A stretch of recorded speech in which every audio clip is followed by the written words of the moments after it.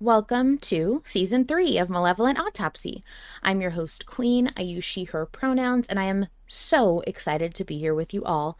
Now, let me warn you, this show contains major spoilers for everything in Malevolent as of the day this episode is published. So, if you're not caught up, I'm not liable. Before we get started tonight, I'd like to ask my lovely co-host, what part of Arthur's body are you betting on getting injured this week? Howdy, hello, I'm Vol Control. I use he, him pronouns, and I'm very glad to be back. Luna was a wonderful co-host last week, but I am so excited to be back because only Queen got to hear my screeching live reaction when last week's episode dropped, or 2 weeks ago now, I guess. But as far as what body part of Arthur's is going to get injured this week, I think it's going to be his ears. Either from the bittersweet sound of the Butcher Band playing or singing, or because he's back in shotgun range. Oh, yeah. That's big words from a man in shotgun range. All right, now that I'm back, the Butcher can finally appear. It's allowed, and so let's recap. I love that. So, can you fill us in on what we just heard? This week we were treated to the dulcet tones of the Butcher telling a tale of his youth, of when he was old enough to join the hunt with his father, apparently speaking to someone younger even than that. Then we catch back up with Arthur and John, who make allusions to the plan that they've hatched, such as it is. They intend to hunt the hunter, but first they have to find him. After 2 failed locations, they're wondering if they're wasting their time. But they're certain in their resolve for one thing. They will only use the lighter on the Butcher as a last resort. John thinks he sees something, Arthur thinks he hears something, but neither of them are prepared for gunfire. After a mad dash into the fucked up dark world forest, they soon find themselves companion to a strange little man who calls Arthur Reynard. Grimbard, our freaky little guy, gives Arthur and John the lowdown on how the Butcher operates and mentions the boy. Of course, it doesn't take long for Arthur and John to set off a trap and get their buddy Grimbard to take one for the team. The Butcher and the boy arrive to see what they've caught. John describes the former as older, more weathered than the Dennis Collins they knew, and the latter as the spitting image of a younger version. The Butcher coaches the boy on brutal knife murder and anoints him afterward in the blood. And now's our chance. Do we attempt to follow after the Butcher and the boy, or do we hide and wait, as Grimbard said? Beautiful, and what a fucking chapter. What a fucking chapter. I don't think, for those who are listening to the public, I don't think you quite understand. We have a week to sit with these chapters, and that really changes the impact that the reintroduction of a character has on the story, because you just have to keep listening and you finish the part and that character's in that part. Yes. For us, the Butcher is huge. It's yeah. This is a lot of people's dream, yes. And me among them. But the I can't even describe the euphoria that has swept the chat. This is gonna be our life for a month. Yeah. We only get drips and drabs, but still we get to sit with new Butcher content coming out for a month, and that's so exciting. And what a way to kick it off. We get a story time with the Butcher about his childhood. Oh, I am eating well. Oh my god. Yeah, this was one of those chapters that I think somebody just said it in the chat. Yeah, Spade says, I remember everyone's reactions when the chapter first got out. The screams for the Irish. I think everybody will remember where they were when they heard this chapter and what it opened with. Because it wasn't just, the Butcher's in the chapter. The Butcher opens the fucking part. Yes. The Butcher opens it the way that the Butcher opened his own part when we got his own POV. So for a hot second, I was like, oh my God, are we going to have another Butcher POV? But I should know better. Harlan doesn't tend to do things twice. He tends to think that you can't do them twice, which, that's a personal thing. I disagree, but I do I think think I do think that the butcher opening this part with a little story time does mean that we're gonna have a switch up of the typical like setup of the typical like POV. I think that this chapter, this part, is going to go back and forth between like little moments or parts of stories with the butcher and the boy, and then Arthur and John. yes, I could see that happening, definitely, especially because it does sound like he's starting off on a story. Personally, I think that it's very interesting to have a variety of perspectives in a show that we Yeah. only really get one in. But I also understand that doing that a lot kind of ruins the continuity of like how it's always been done at a certain point. Like you can do it for a few special episodes, but if you do it too much, it's Right. going to throw off the point of having done it, like kept up a streak for so long. Right. And I think that doing it so sparingly also makes it so much more special when we do get those special episodes that change up the formula. Right. Yeah. But I really am thinking that there is going to be sort of like segments of Butcher. I'm hoping anyways. I mean, obviously, I think all of us are hoping. I don't know because I could really see this being super linear after that point. Or maybe ending with another butcher, like a bookend almost. Because my thinking is I really have I in a lot of cases I try to think about like, okay, if I were writing this episode, what would come next based on the votes and the choices and Right. stuff, which oh my God, we have so much to get Yes. into. But I do think that I could see it being the butcher's right here in front of us, basically. Why would we need a flashback to him right now telling a story? But at the same time, it would work really well to parallel and illustrate the points that he's been making. Like we just talked about the stirrup Right. cups and the way they're carved into the mountain, and like that clearly directly parallels what he's talking Yeah. about. So I think I could see it going both ways. I think it's great. This chapter was phenomenal. Yeah, I mean, regardless, we're gonna get more Butcher content in some capacity. And I know that when we were listening to the episode before we started recording, people were talking about how being able to like hear the Butcher, but he's like 2 miles away was like such a tease. Yeah. And I really liked that. I really liked that. And I was not the only one Yeah. who listened to the drop in my car. And so when Arthur said, I thought I heard something. I didn't hear what I was supposed to barely be able to hear, but I knew in my heart, I was like, that's fucking the butcher singing in the background. I can't hear it over the road noise, but I Yeah. know that's what's happening. And so when I listened to it again later with headphones, I was like, oh my God, that's so good.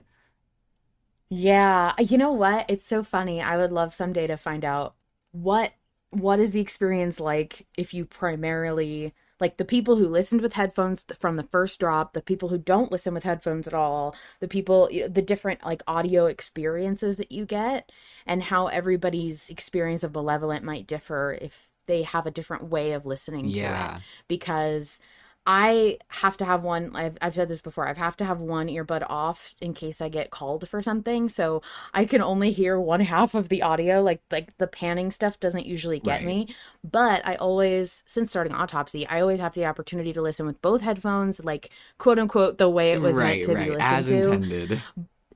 Yeah, and I always think like if I think it's great that he balances the story with the sound Hmm. cues, and I've never felt like I missed something super significant by not wearing both But you get headphones. a But I bonus have if to you lock say, in with headphones. yeah, Yeah. yes, it's clearly just really beautifully done when you have both ears locked in and Yeah. focused on this sound. It's really good. Okay, let's lock in. What was your carrot? Well, I think it's pretty obvious that we have to choose something other than the butcher. Vaguely Yeah. hearing the butcher singing, the boy. So I had to go with the freaky little Frenchman. I love a freaky little guy, man. So I was pretty jazzed. And I know that this we have said this ad nauseum, but I do not know how Harlan keeps finding new voices to pull out. Yeah. Yeah, it's truly impressive. And I also think that it's crazy. He can do, so many people are like, I can do a bunch of voices, but what they can do is an accent. Right. And that happens to have a voice associated with it. And so every time they have to put on an accent, they sound like the same person. But Harlan has done a variety of voices that do not sound very much like each other, but will speak in the same accent. Yeah. And I think that is so cool. It's such a superpower. Yeah, it really is. I am so impressed because we if you watch the spooky streams, you sometimes get to hear Harlan do silly other little voices or try on voices, and still I haven't really heard any of those voices come up in Malevolent. And how does he, as a DM, like I've DM'd before, and I can't even imagine how do you keep track of all the voices you've done and how you like not to repeat them. And I've seen DMs that I admire and respect so much go, oh, what voice? Right. Shit. And then I'm, and I guess the pro for him is that he has a backup of everything and he can go back and listen and re-get the voice, right? Yeah. So I guess there's that solution, but still, I just think it's so impressive how he has it all filed away, especially because there's so many characters that have passed through Malevolent at this time. Yeah, and he can still even pull out like voices from characters that haven't been around in forever. It's very impressive. And I think it's very funny that he will sometimes fully forget a character's name, but I've never heard him forget a character's voice. So what was your carrot this week, Queen? My carrot, which I kind of loopholed having not being able to say the butcher. The entire concept of running into alternates and running into like other timelines and like the age differences and the potential scenarios and routes, like that's one of my favorite things in all of media of any kind is overlaps in dimensions and timelines and meeting other versions of people and I know that people tend to associate that with Marvel now and superhero stuff, but first of all, we were into it before that happened. Yes, absolutely. Second of all, it's always been a favorite thing of mine, and so to see like Marvel bring it into this sort of like pop culture, it was interesting, but and it's led to a popularity of multiverse stuff that has spread into other media, because I don't even go to Marvel. I'm not a Marvel fan. No, I don't either. So it's fun. No, I don't either. It's fun that there's more of that kind of stuff in the zeitgeist, but I've always been a huge fan of multiverse stuff and meeting other timelines, and it's so awesome that is something that Malevolent is doing and has been planning on doing for so long. Yeah, I even as a child, I remember creating characters and wanting them to meet other characters from other worlds. Even I wasn't a very imaginative child, hilariously enough, and all of my imaginary friends were existing characters from media. And so I would pretend that Ash Ketchum from Pokemon was my friend, and we would hang out together. But like I wanted him to meet other characters from other franchises so bad. And so I had a team of imaginary friends that was from all these medias that I watched and enjoyed. And we all got to hang out and they thought I was super cool. So like that whole thing about like everything crossing over and meeting each other and different versions is so my jam. And I'm so excited we finally get a little bit of it in the Dark World. It's so funny that you say that about having imaginary friends from all of your different medias. I literally can go find in a box somewhere some of the fan fiction that I started writing when I was like 12 that included like all of my favorite anime characters like interacting with each other and like living in one universe. Yeah. Yes. Yes. It's the dream. It's the dream. And I think that little part of me has carried into adulthood. And now I do that in writing in very different ways, but it's still something I love so much. So I'm really, really happy that we get some of it now. What was your stick? My stick has to do with the vote, actually, because... Okay. Do you want to save your stick? I could. But no, I'll just go ahead and get into it, and we can. Okay. Because I think that. I promise not to do it. So my stick this week is that regardless if we choose to follow or to hide, we're sacrificing some butcher content one way or the other.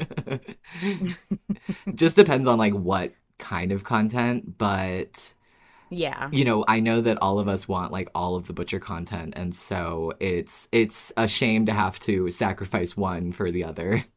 Yeah. I get you. What was your stick this week? The fact that we will absolutely be killing the Yeah. butcher. Yeah. The fact that I don't think there is a way to get out of killing this guy. We need his head or his Yeah. ear or whatever. And I just don't think that that's going to be a vote. I don't think we're going to have options to be able to not kill him. And I think even if we do, that we're going to have to kill him anyway Yeah. somehow, because there's no body for Arthur to return to in order to defeat Cain without killing the butcher Right. for the dollmaker, and therefore, how do you justify not doing it? Right. Right. Clearly, Arthur has already decided he's doing Yeah. it. He set out to hunt Yeah. him. If anything, I think we'll be voting to, see how difficult it is for him to actually take the final Yeah. step.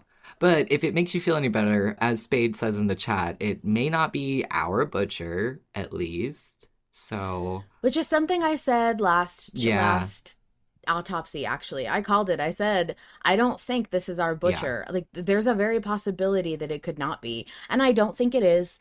We briefly talked in the poll mines a little bit about like the idea of whether aging is a thing in the dark Mm-hmm. world, if visible aging was a thing, because you could technically say maybe it is our butcher because, if he died and got sent to the dark world and time passes differently in the Right. dark world, maybe he's just gone gray because he's older Yeah. now.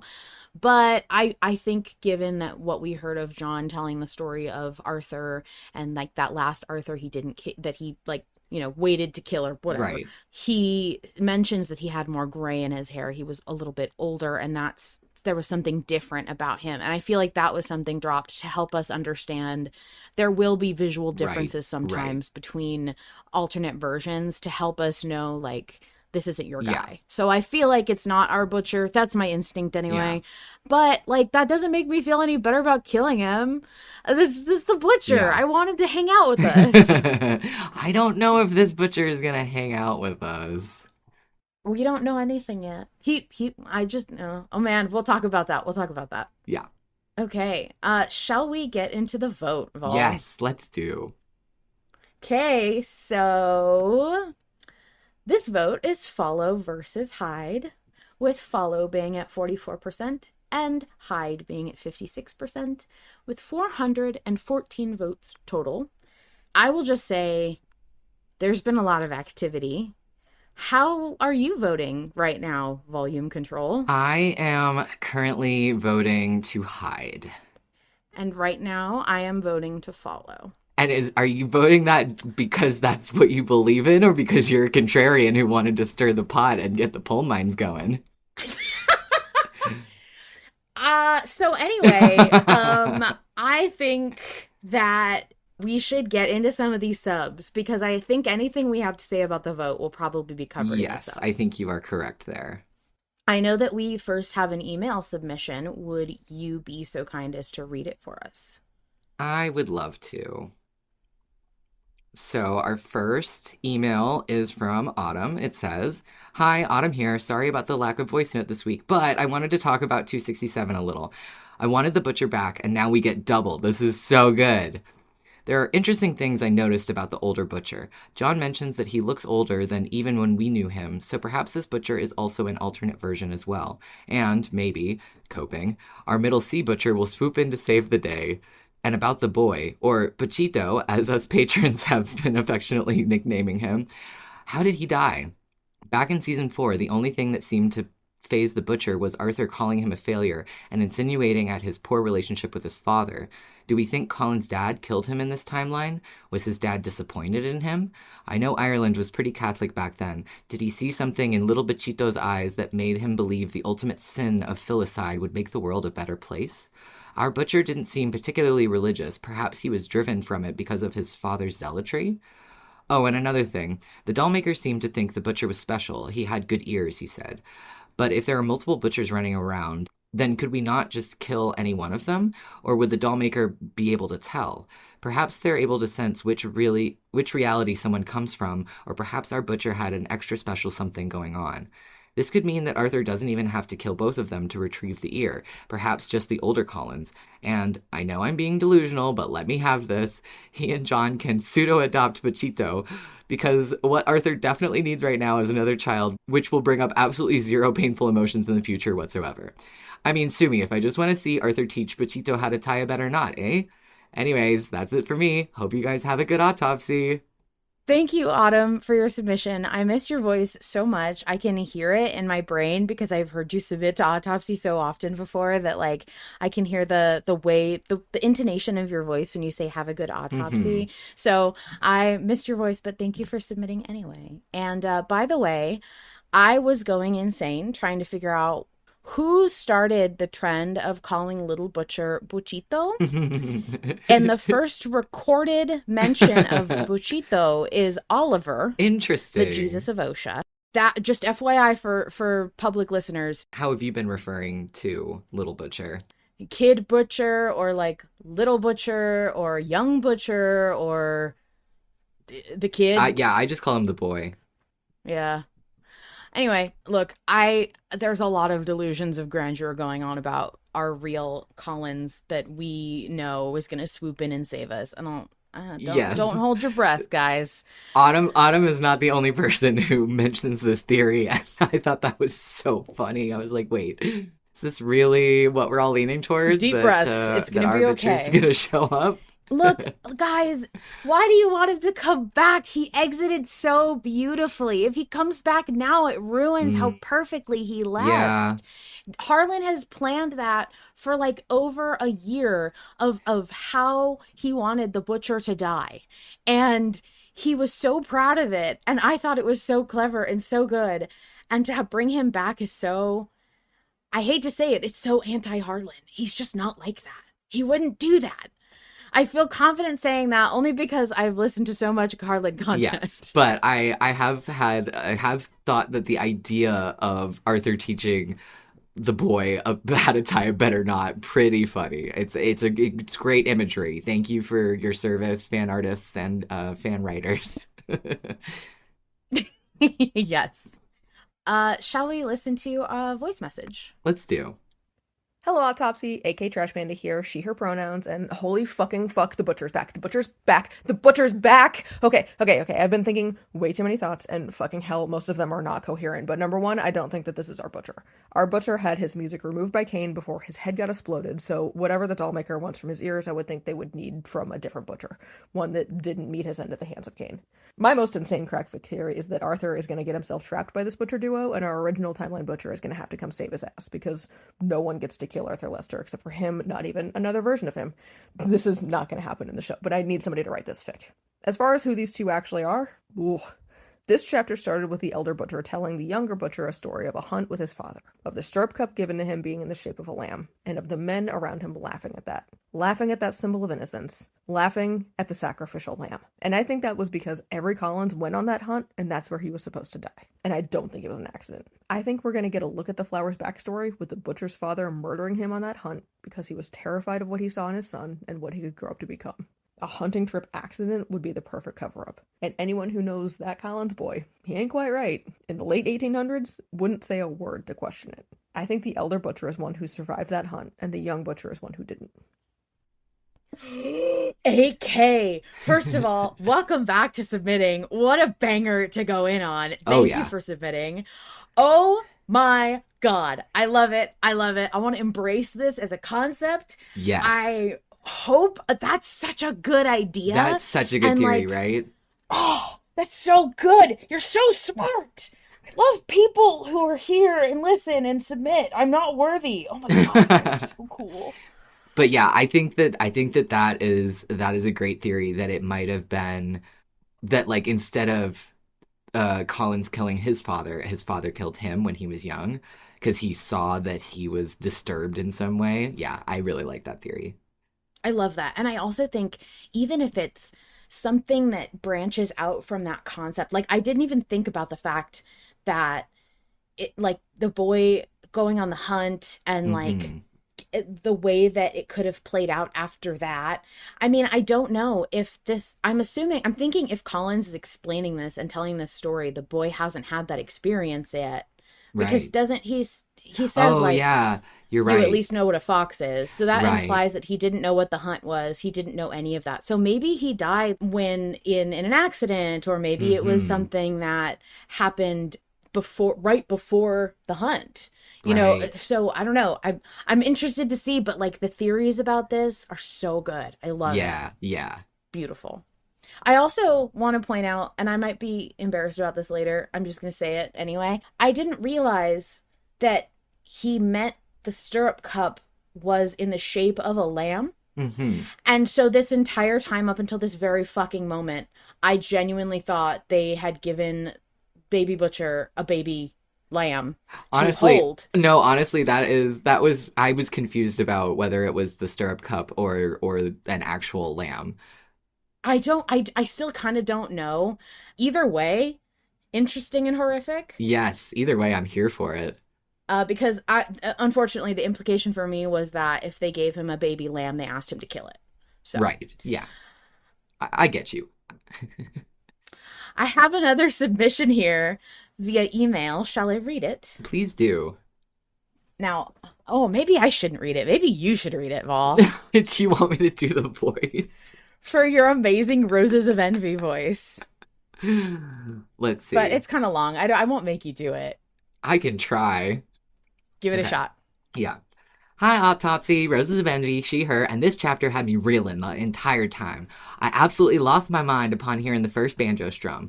I had an inkling, a feeling we would be hearing words from the Butcher, but having that monologue right off the bat had me scrambling for a surface to hold on to, because realizing Butcher was talking to a younger Butcher was such a gut punch. Butcher's backstory was not something I was expecting, an absolute treat. You know what was also a treat? That's right, the music. So I spent about an hour attempting to figure out what verse of Peggy Gordon the Butcher was singing in the section at 425. The problem is it's partially underneath AJ's dialogue and it is definitely cut off. Now, in an attempt to try and find more context, I re-listened to part 34 and part 40 part 2 where Butcher was singing and it didn't help at all. I'm at a loss. I have no idea what line/verse it is. Lyrically and melodically, my best guess is that it's either the second or fourth line, but the syllables don't quite match up. In part 34, he sung the refrain and the last verse, and in part 40, part 2, he sung the refrain mostly, but there were also so many moments where it was muffled. I have a suspicion that it was the Peggy Gordon melody, but with different lyrics over top. I'm almost certainly reading too much into it, but I would love to analyze lyrically what the Butcher was singing when Arthur could hear it, and I just like knowing things. Anyways, I'm voting Hyde because I think it'd be good for us to get a lay of the land, especially since we now know there are two butchers.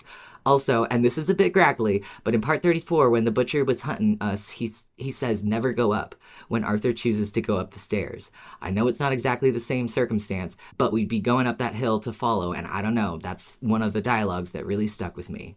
Signed, Roses of Envy. Thank you for your submission and thank you for your performance, Vol. How was it? I loved it. It was great. Thanks. It was like she was right here. It was like she was in the room. I can almost hear her voice. Oh my god, that was excellent. Yeah, I think that's a great point about never go up. Oh Yeah. man, I missed the Butcher. And I was so glad when I read Rose's submission. I was like, oh, thank God. Rose tried to figure out what the lyrics were. There is more to Peggy Gordon than gets sung in Malevolent. So if Yes. you have not gone and found the Dubliners to listen to the actual song, I definitely do that. Speaking of what lyrics it could have been, I think it probably was Peggy Gordon. However, upon doing a little bit of research about stirrup cups, I have a theory of another song that might come up in that the butcher might sing in this part, and I'm really hoping it'll happen. But we should listen to our next message, and I'll follow up with the my theory after that. Okay. I also found a poem that I have no thoughts on whatsoever. It's called The Stirrup Cup by Sidley Lanier, and it goes like this. Death, thou art a cordial old and rare. Look how compounded, with what care. Time got his wrinkles reaping thee, sweet herbs from all antiquity. David to thy distillage went, Keats and Gottman excellent, Omar Khayyam and Chaucer bright, and Shakespeare for a king delight. Then, time, let not a drop be spilt. Hand me the cup whene'er thou wilt. 'tis thy rich stirrup cup to me. I'll drink it down right smilingly. So, just a poem about joyfully accepting the sweet release of death, an almost exact reversal of Jesus in Gethsemane, asking for the cup to be taken from him, willingly and eagerly accepting the stirrup cup that is life's final parting gift. I'm normal. I'm fine. This is fine. That was the second part of AK Trash Panda's message, just so everybody knows. And I thought it was really fascinating that poem is associated with the parting glass and this tradition of the drink before the hunt, or sometimes the drink when parting from visiting. The host will provide the guests with a parting cup. And so not only is there that poem, there's also a traditional Scots-Irish song called The Parting Glass. And I am obsessed with the lyrics, and I really, really hope that we hear Butcher sing this song. I have the lyrics pulled up. Do you want me to read some of them? Sure. Of all the money I ever had, I spent it in good company, and all the harm I've ever done, alas, it was to none but me. And all I've done for want of wit, to memory now I can't recall. So fill me the parting glass, good night and joy be to you all. So fill me to the parting glass, and drink a health whatever befall, and gently rise and softly call, good night and joy be to you all. Of all the comrades that I ever had, they're sorry for my going away, and all the sweethearts that I ever had, they'd wish me one more day to stay. But since it fell upon my lot that I should rise and you should not, I gently rise and softly call, good night and joy be to you all. A man may drink and not be drunk. A man may fight and not be slain. A man may court a pretty girl and perhaps be welcomed back again. But since it has so ought to be, by a time to rise and a time to fall, come fill to me the parting glass. Good night and joy be with you all. Pretty cool. If we got that sung by the Butcher, I think I would have a lot of feelings to express. Mm-hmm. Yeah, me too. And I think I would do it in a lot of keyboard smashes and screaming. Yeah. There would be a lot. That just would be a lot. But that's beautiful. I also did not know what a stirrup cup was, nor did I even hear the word stirrup in the audio when I first listened. So I'm very glad that I have learned something today. Yes. And I think it's very solid. Yeah, I'm calling it now. That's what we're going to get. And just everyone manifest with me. Manifest. And don't talk about it too loudly on the Invictus server or Harlan won't do it. Do not. If you ever think this would be such a good idea and you really hope it lands, don't talk about it where Harlan can see it. Don't talk about it where he can see it. Because then he'll be like, damn it. Now I can't do it. They've called it too quickly. So just keep your mouth shut. Go to your side servers. Go to DMs. Right. I'm going to read an email submission. Yay. So this one is from Ajaqs. Howdy, y'all. My name is Ajaqs, she, her, and this episode was so fun. I'm so excited Butcher is back, and we got those sweet Irish tones right away. The soundscaping, like hearing the faraway singing of the Butcher, raised so much suspense, it gave me goosebumps. And the gunshot made me jump because, I've been so used to the horrors, I forgot, guns could exist in the dark world. Although now I think about it, Frederick used a gun to shoot at us. Also, getting to learn that there is a child in the dark world. I'm so scared Faro might be here too. Like a child in super hell. I'm concerned. Butchito and Butchelder. But where is Butchour? Is he here? Is he not? Anyway, I started out voting Hyde. A user on the Discord, shout out to Sasha, found a fairy tale connection with the French guy Grimbard who kept calling Jarther Reynard, and how those names kept popping up in this fairy tale, and the only way Reynard beat the wolf imagery surrounding the Butcher in this episode, by hiding. With all the other fairy tale references in the dark world, big theory I'm all about, it was no-brainer. Hyde is the obvious answer. Do I have to read this part? Yeah, you do have to read that part. Damn it. Okay. In all caps, it then says, but then Queen got bored in the mines and tempted me by thinking about all the cool scenes we could have if we follow and if we get caught by the Butcher, and gosh dang it, she flipped me. And I've now flipped, I think, 3 other people. Haha. Anyway, vote follow for that sweet, sweet Butcher content. Thank you for your submission, Ajaqs. And for totally throwing you under the bus. I want to point out before we get into all that, the butcher, specifically Arthur, when Arthur's being weird and calls him a dog, the butcher compares himself to a wolf first. Yes. He says a hungry, snarling, wolf-like animal. And that line, I have never looked that up. That just embedded itself into my heart. The delivery of that line is beautiful and perfect, but also it just was so perfect. I loved that he subverted my expectation and leaned into it rather than bucking against it. And that moment has cemented itself as like wolf imagery equals butcher in my brain. So I think it is a very, very solid theory. Yeah, honestly, one of my favorite things about the butcher is that he subverts that, where like Arthur tries to get under his skin and the butcher's like, that's not gonna work on me. Like, yes, I am. Yeah, definitely. I loved it. I think it's one of my favorite like character tropes. But I really appreciated Sasha's post on the Invictus Discord in Slow Poll that really explained the whole fairy tale thing and how, Reynard was this fox who was in conflict with this wolf, and the only way to win and outsmart the wolf was by hiding and waiting and being more clever. And so I think that, on top of the fact that everybody in the episode says hide and wait so many times, I feel like that's the wiser choice. And that's definitely an opinion.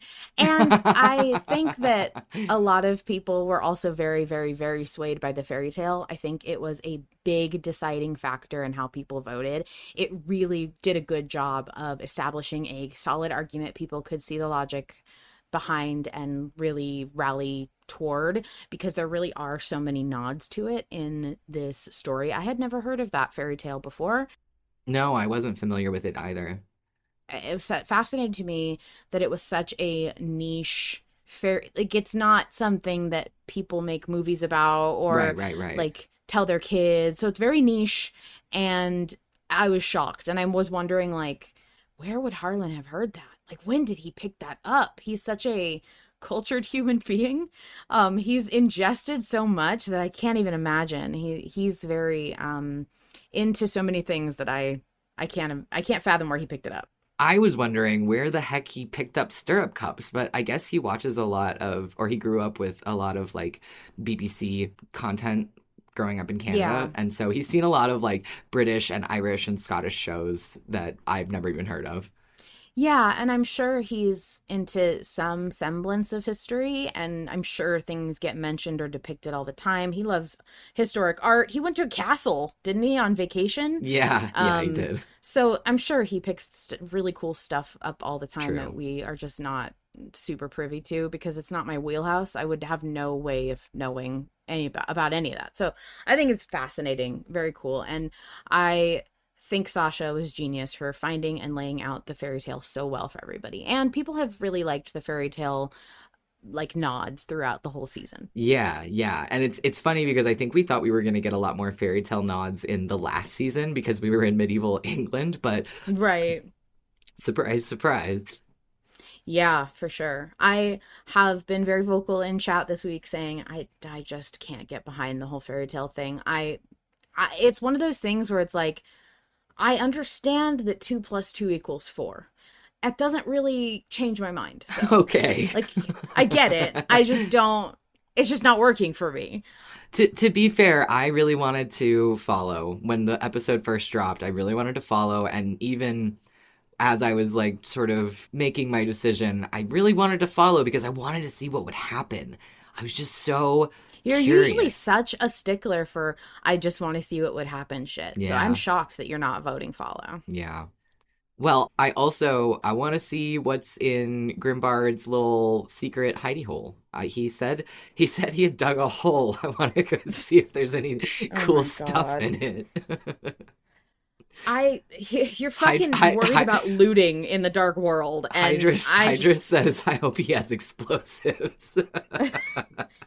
Well, I just think, first of all, dude's dead. I don't really care anymore. Yeah. But second of all, I think for me, it's so hard for me to hear Harlan the Contrarian, famous for not wanting to, like, for subverting tropes and not wanting to do the expected thing. Sure. To put so many loud hide and wait signals in Yeah. one chapter. Yeah. And then, like, for us to be like, okay, yeah, sure, okay. Yeah, I don't know. Yeah, I'm so torn.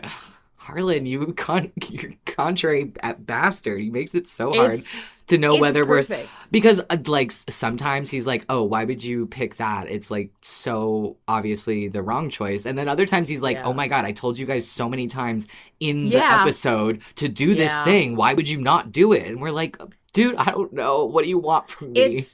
It's like I said, Harlan's known himself his entire life. I just met him. So I don't know how he thinks day to day. And sometimes it's like, why would you pick that? That's such a silly choice. And other times it's like, well, I told you what to pick and you didn't pick it. So it's roll of the dice. And I think that's what makes it fun. I think trying to figure out what game he's playing and it's how we sometimes end up with like double reach arounds, like just how much into a pretzel can we twist our logic to try and figure out like what the best answer is.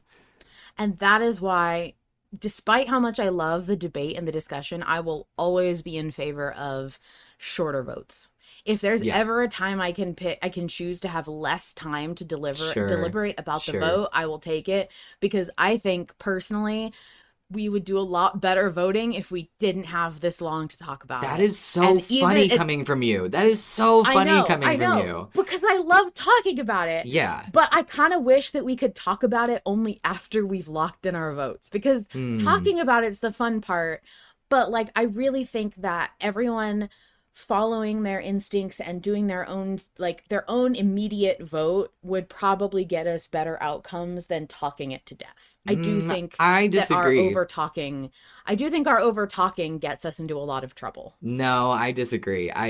Because sometimes your gut instinct is not the wise choice, and I think it does benefit from people talking about it.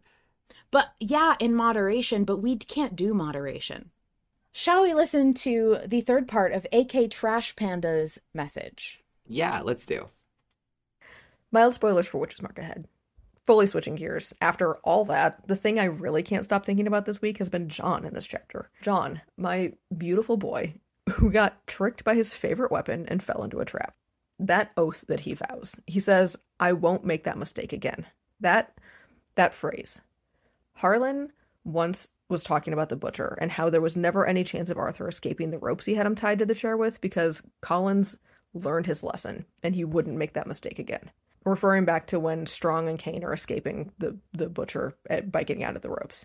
And for the life of me, I can't figure out where he said this, and I don't know if it means anything at all, but that's a connection that won't leave my head, so now you can have it too. As far as the poll goes, I'm voting to follow. It was my first instinct. It's the active and daring option. It's the one that presents the most fight and fire Collins loves in Arthur so much, and it's currently losing, so I get the benefit of, if I was right, I can feel vindicated, and if I was wrong, I can feel thankful it didn't win. Yeah, that's the best part of votes. If you're right, you feel vindicated. If you're wrong, you're like, thank God I was wrong. Right. So AK mentioned John's favorite weapon, and I saw a few people saying this, and I was like, what are they talking about? Why would an axe be John's favorite weapon? And it took me so long. It took me literally until earlier tonight to realize, oh, right. Oscar arms. That guy. Got it. Yeah, I forget about that guy too. Somebody said, okay, so when the vote first opened, I was like, I could legitimately go either way. Yeah. I will be flipped by a strong gust of air because it is so good both ways. And then I proceeded to babble about that a little bit, and then somebody said, like, Queen, what side are you on? And I was like, oh, I can talk myself into both sides. Watch this. And I posted both sides, good arguments for both sides, into Slow Poll, because it's just, they're both delicious. They both provide a succulent amount of content. Everyone was voting Hyde. It was like 80% Hyde, okay? And I came back to the polls like a couple days later, and no one had it was like 8 posts had been made over the I course know. of several It got hours. really quiet. And I was like, what is oh, going on? fuck this. Yeah. Fuck this. Like, this vote is too good for us to be quiet the whole time. Fuck that. No, this poll deserves debate. And I think that, for me, is like the most important thing about how good a vote is. How good a vote is about how much we have to talk about it. And if this vote doesn't get talked to death, I will have like failed as a voter. That's just how I felt, because it was just insane to me that people are like, oh yeah, let's just hide. Let's just like the only conclusion. That's so obvious. I'm like, oh no. It's never obvious. People saw the beautiful explanation for the fairy tale and they went, that feels so good in my puzzle-centric human brain. The piece fits so perfectly that I'm content just leaving it alone. And I'm like, no, because even if it's right, even if that's the piece and it fits and blah, blah, blah, that's not, the vote is so, it's so rife for potential to make you think and to get your brain working and to work that muscle of like intellectual stimulation and emotional investment and good argumentative debate. That being said, I do think that Follow has the most likelihood to get us extended Butcher content. I think Hide cuts off the potential for really good adult Butcher content. And I say adult Butcher as opposed to kid Butcher, so guys, don't make this fucking weird. Not adult Butcher content. I think that if there's a potential, if we Hide, to get for things to go in a direction that doesn't give me the most extended Butcher sequences from here on out. Like, I want to see a sequence of events that ends up with the Butcher being able to talk and engage and interact, even if it's not with us. And I think if we Hide and we're strategic and we do what we need to do and we do it all right, we just don't get that. And normally I'm so on the side of preserving Arthur's safety, but in this specific scenario, I kind of don't think that his safety is going to help me get more Butcher. So I disagree. Like... I disagree, because I think that if we got caught following the Butcher and the boy right now in this instant, he would kill Arthur, or he would just like incapacitate him. And I don't know. I think that if we bide our time, we will have more of an opportunity to hunt the Butcher and the boy. Mm-hmm. I totally disagree. We're at an impasse then. We are. I just think that, like, I don't think that we get an opportunity to hunt the Butcher and the boy in a way that lets us observe the Butcher the way that I want to observe the Butcher. Mm-hmm. Like, we're going to have to be at a distance. At knife point. Like, there's just so many more opportunities, I think, if we get caught and we fuck this up, to have an interesting set of scenes versus having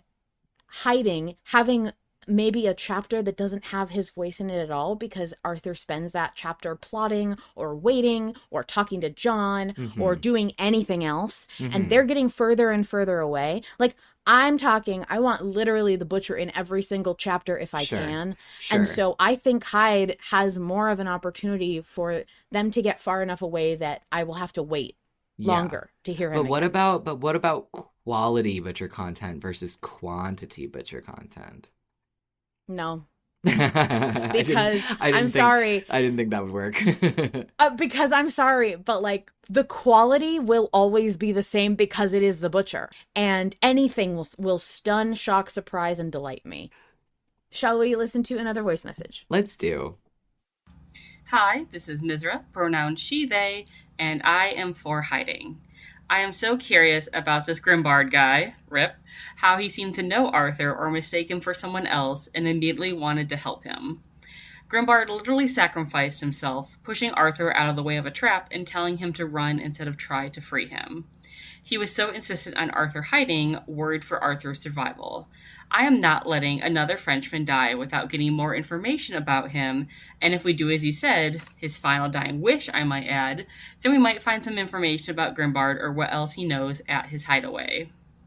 Also, getting kind of meta, but Harlan isn't going to write a whole chapter with Arthur and John just sitting in a hole and hiding. There's going to be either they find something in his hideaway there, maybe Arthur and John have a nice conversation, which I always love, or maybe they're going to run into somebody else if they stay in the area. Maybe another friend of Grimbard's, maybe also our original Butcher. Maybe we'll team up with him against these other ones. Kind of far-fetched, but that is what I'm hoping for, is our original Butcher team up. Thank you for your submission. Appreciate you, Misraa. Love hearing your voice, and thank you in advance for all the editing. Why does everyone think that our Butcher is going to show up? I think this is so funny that so many people, and maybe it's just Autopsy people, maybe it's just our crazy little Grackle-loving Autopsy audience that is so attached to this idea they have to put it in their voice submission, but I think it's just very funny. It would be super cool if we got to see our Butcher, but I don't know, man. Cain exploded his head, and when Cain exploded Arthur, that meant he didn't have a body anymore. So I have a feeling that if Cain explodes some part of you, that part's gone. So our Butcher, yeah, he's not going to have a very charming voice if we do see him in the Dark World. I think that people just are attached to the history that Arthur has with our Butcher. Oh, absolutely. And they were hoping to hear more about that. But I actually think that it's so much more tragic and awful that the Butcher died helping Arthur. Like, that's Arthur's fault. I mean, the Butcher is dead because of Arthur. And you could see that as a good thing since he is, a fucking murder for hire. Yeah. But they parted as friends. It weighs on Arthur. They parted as friends. I'm gonna live, that line is gonna live in my brain. I can't believe Arthur said parted when it is actually the fact that the Butcher fucking died. Yeah. Like, they didn't part as anything. The Butcher died, dude. Yeah. I think it's just people were very attached to our Butcher, and we're really hoping for like the vibe of when you get to talk to somebody who died. Everyone wants that. Yeah. But I think in this specific scenario, it just doesn't. I don't think even the people who want it, I don't think it would hit right. Oh, and the chat did correct me, and I had that thought earlier that if the Butcher, got exploded, then he wouldn't show up in the Dark World with a head. But also, yeah, no, Arthur would have shown up as a pile of meat in the Dark World if that logic was sound. So I take it back. That is not correct. I guess technically our Butcher, whole and hale, could be in the Dark World. But I don't know. Do you really think that Harlan's going to let us have 3 Butchers? I mean... No. I also was trying to explain to people, this guy is going to have the same voice. There is no way that Harlan is going to put 2 adult Butchers in the same... Oh, there's no way to differentiate them. That's true. That's a good There's no point. way to differentiate them. People were even talking about how there's like a commune of Butchers sure. that are all in live in a village and shit. But there's no way. I'm sorry. I love you guys, but that's delusional. Quick aside before we read our last email. Do you think Harlan is going to voice the boy? Do you think the boy is going to have a voice, I guess? That's a great question, because that was something I was thinking about earlier. I think that I do not think the boy will speak. Neither do I. I think the boy is either like nonverbal or I think the boy is just going to be nonverbal. I think the boy is going to be nonverbal, or at most he's going to like say a word or make a sound or something like that. I don't think this boy, I mean, it could even be that he's had his tongue cut out or something. Yeah. I wouldn't be shocked if something happened to him in the Dark World before the Butcher found him and he can't talk. And I don't think that's an out on Harlan's part for not voicing him. Like, No, to be no, clear, no. I fully think that he would, but I Yeah. don't think I think it's intentional that the boy does not speak. I Yes, think that is that's a yeah. mark of the trauma. Yeah. Was exactly where my head was at too. It wasn't like, oh, could Harlan pull it off? Of course he Of could. course he could. Yeah. Absolutely he could. But I think that the boy is mute, and if he's not and he does speak, oh my God, that's gonna be such a treat. Yeah, absolutely. So, shall I read this last email? Sure. Okay. Or do you want me to Because read you read it? two back to back. Oh, so okay. I figured Okay. I would read. Hello, Eels. I would like to take your time to explain why I believe we should not flip to follow and instead stay on hide. My points are as follows. I believe Grimbard's advice is logically sound even if he himself isn't in his right mind. We've been given what I believe is solid intel about how the two operate. They sit on top of the hill and can see down it, making it unapproachable while they are up there. Sure, we could follow while they have our backs to us, but we've also been told that the boy watches the butcher's back. Add on to that, the traps still littered around, and the fact that the butcher has a gun. I don't think trying to sneak up behind them is a good idea at all. I don't even know why we'd want to get up to their hideout, where they surely have all the advantages. Arthur has a single scalpel. I believe Grimbard is operating under the correct belief that the best way to actually take the butcher out is to outsmart him, not overpower him.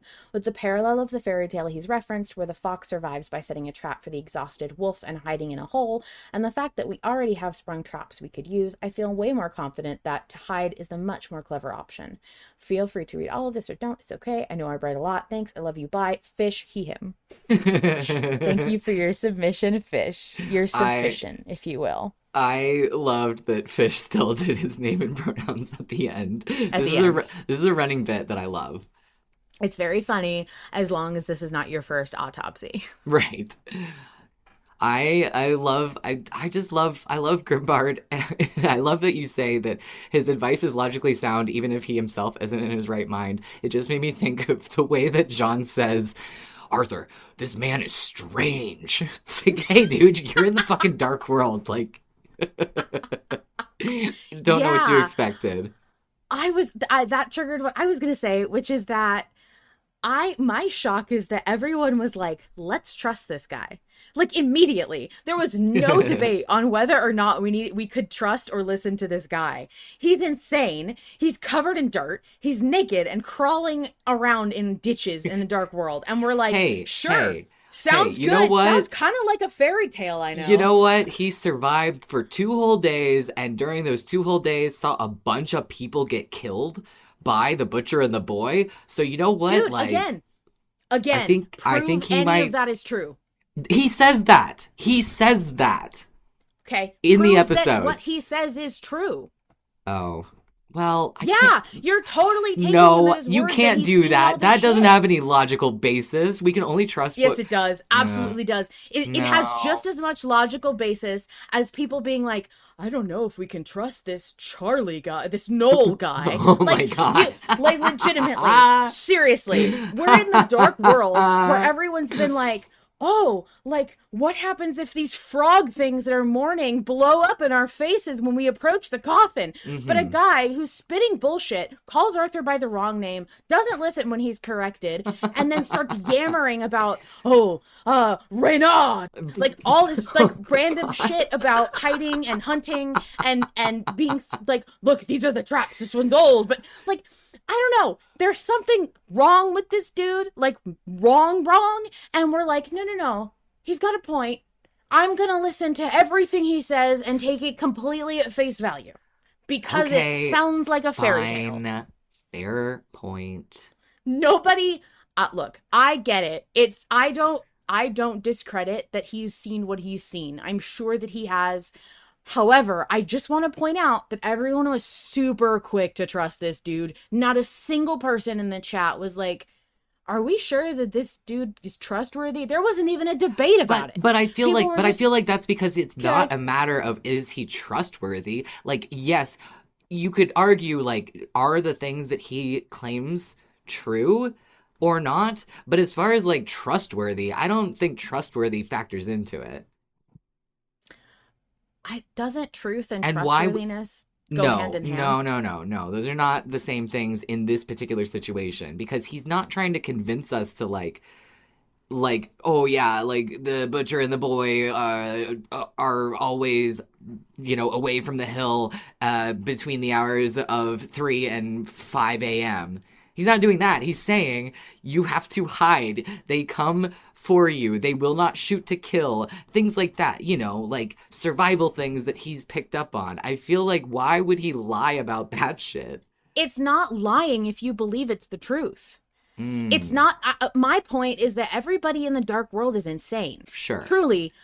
If Frederick was out of his mind when we met him. No, you make a good point. Everyone in the dark what world if he insane. fully believes that he's in a fairy tale that doesn't exist and isn't real? Mm-hmm. What if he thinks that he is playing a role in the dark world, and that just because a few elements line up, he's deluded himself into believing that he's embodying this fairy tale? Like, Fish also makes it is. Yes. Go ahead. Fish makes a good point that Grimbard's literal willingness to sacrifice himself to save Arthur that's something. It's not. If you think he's crazy, it's not. Because true. I think that if he could easily be playing a role in a story in his head, and he would absolutely sacrifice himself to save somebody else in his head. That's a really interesting perspective. I like that. I also think it's absolutely a potential it could be a coping mechanism. We literally just don't know. And my point isn't really to say this is what I think is true. My point is to say nobody talked about this. Nobody bothered looking at this part of it. And that just shows you how many things we could be overlooking at any given point during these polls. True. Yeah. The fact that we're not examining these things from every angle is like a huge part of what I think is going to make these votes so difficult. There's so many possibilities that we just do not account for because we're willing to take everything at face value. And I think that, but you can't, you really can't know in the dark world, like what you can take at face value and what you can't. And I also in think all the different factors, and people are saying, mostly Fish is saying, like, it sounds just as crazy to follow them when we've been told that the boy watches his back. Consider that I'm not voting for Arthur to be successful. I'm voting for what I think is going to happen next. Like, I'm not voting for Arthur to not get caught. I'm voting for Arthur to have longer contact with the butcher. It's not crazy to think that if I want them to come into contact, I'm fine with him being caught. And so, like, I really don't think we're getting out of a scuffle anyway, so it just doesn't bother me that he's going to get caught. I kind of expect it at this point. I don't think Arthur's going to flawlessly, if we vote right, sneak up and assassinate the butcher from behind in a clean throat swipe. Like, that's just not going to happen. Yeah. So it's going to be messy. Just, this is how messy is it? Yeah. All right, well, can we wrap things up? Yes, I'm ready to be done. Okay, guys, it was so lovely hanging out with you guys and talking and chatting. Thank you so much for joining us, all 13 of you in the audience. Lucky number. Thank you for everyone who submitted. It was fun getting a bunch of emails this week, but we miss your lovely voices. Yes. So for now, that is all. Good night, everybody. Good night. Thank you, of course, to Harlan Guthrie, the sole creator of Malevolent. Without his labor of love for a story he wants to tell, we wouldn't be here. To join the live recording, submit your own message, get in touch with me, and more, visit linktree/Malevolent Autopsy. The official Invictus Discord server is open to the public and includes a channel just for Malevolent Autopsy fans. We also have our own private, patrons-only channel. Finally, thank you to Misraa, Nikki, Vol Control, and everyone who has helped create and maintain Malevolent Autopsy. These friends are also volunteers who donate time and energy to help put together this love letter to Malevolent. The horrors persist. But so do we.